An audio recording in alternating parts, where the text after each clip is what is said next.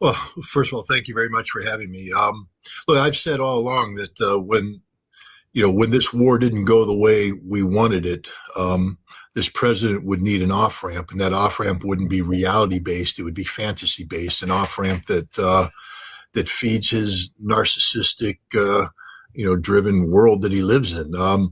Let me just point out that we have one of the more complicated geopolitical problems in modern history unfolding in the Middle East today.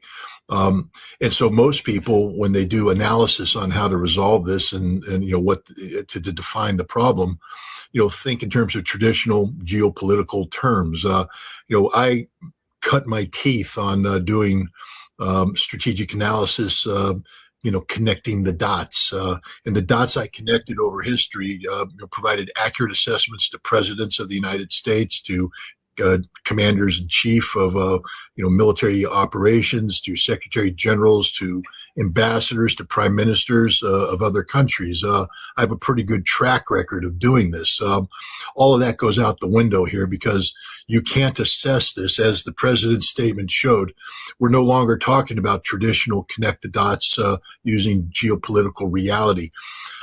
This president, and I know people will get upset when I say this, but he is mentally ill. He literally can be diagnosed with narcissistic personality disorder when it manifests itself in a psychotic manner that creates antisocial behavior. In the state of New York, you can be involuntarily put under state custody. They could deem you to be insane and a threat to society. And this president is such this. I mean, his tweets alone show this. The social media postings where he just puts out insane things and contradicts himself, 5 times in the space of an hour. This is not a well man, but this is the reality of it. So when we speak about how this conflict comes to an end, it has to come to an end in a way that this president can justify walking away in his mind, because that's the only playground that matters. And so this is what we're seeing. We're seeing him redefine what was one of the most significant aerial campaigns in modern history, the massive 39-day bombardment of Iran by two of the most powerful air forces in the world, the United States Air Force and the Israeli Air Force. And now he calls it a mere skirmish. Again, no rational, sane actor would do this, but he has to do it because he can't acknowledge the scope and scale of the failures. It's also going to require him to erase much of what he has previously posted and said about Iran and the problem in Iran and the solutions of it, because the terms that he is going to be compelled to accept are terms that directly contradict the conditions that he and his administration have previously set forth. This is going to be an extraordinarily frustrating time for people who are reality based. But the good news is, I think this war is coming to an end. I think that, many Americans won't admit it, but Iran won the war. Iran is walking away intact, getting almost everything they wanted from this conflict.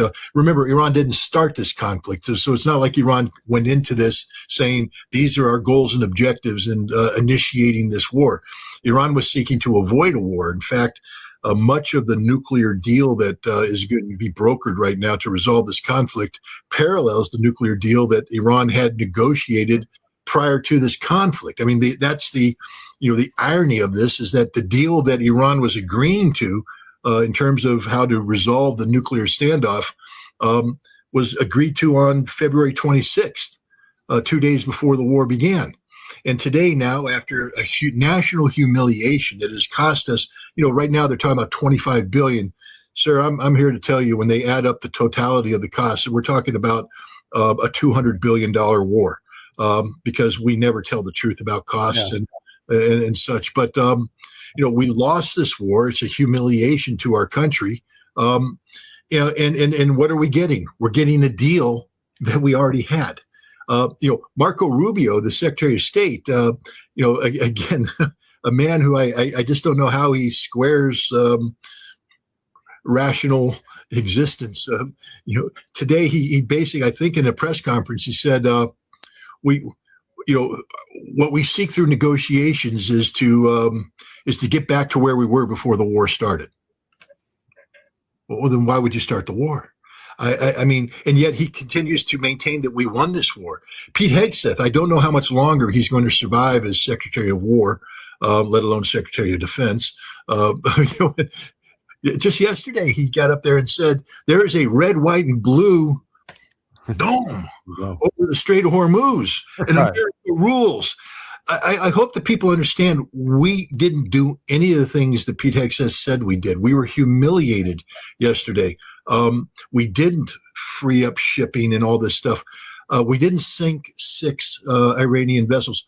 We panicked, and we sank civilian boats. I think Marco Rubio had to acknowledge that we killed 10 or 20 innocent civilian fishermen out there because we panicked. We panicked when the Iranians said, we're going to open fire on you. When the Iranians painted American ships with a radar, we panicked and we saw demons where they didn't exist, and we started shooting. One of our missiles struck the United Arab Emirates, which is, by the way, having their own intramural air defense fight, shooting down imaginary Iranian drones and missiles.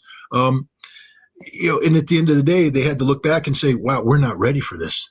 Iran is ready for it. We have no choice but to accept this deal. And so that's where we're at right now. And again, Donald Trump is going to be spinning this any way he can to make it look like the decisive leaders. And you know what? I wish him the best of luck in doing this. I mean, if Donald Trump needs to sign me up to be a cheerleader to say what a great leader he is, I'll do it if this war comes to an end, because we don't need this war to go on. The American people are about to feel the direct consequences of this, because even though this war is ending and the Strait of Hormuz may be liberated, we're going to have 6 to 8 weeks of economic hell as the global economy tries to catch up to the deficit of energy that has been, injected into the system. 22% of the world's energy comes from the Middle East. How much oil did Kuwait ship last month? One of the major oil producers of the world? 0. And that's pretty much it. And so nothing's been entering the pipeline. The last tanker from February arrived in California a couple days ago. There's nothing coming behind it. And so we're going to have higher gas prices, higher energy costs, economic problems. Airlines, I don't know what they're going to do, because, Donald Trump's words does not automatically generate aviation fuel. Lufthansa canceled 20,000 flights last week. 20,000 flights. They may go out of business. American airlines are starting to, run into the consequences of this war with higher fuel prices. We're getting into the summer travel season. Who's going to be able to afford air travel this summer when they put on that fuel surcharge? I just bought an airline ticket, and they hit me with a fuel surcharge that was literally 1/3 the price of the ticket. Wow. Yeah. So, we're in trouble. So I will help Donald Trump, my president, my commander-in-chief, tell as many lies as he wants to make him feel good about ending this war, because this war needs to end. But understand, it's ending on terms dictated not by the United States, but by Iran.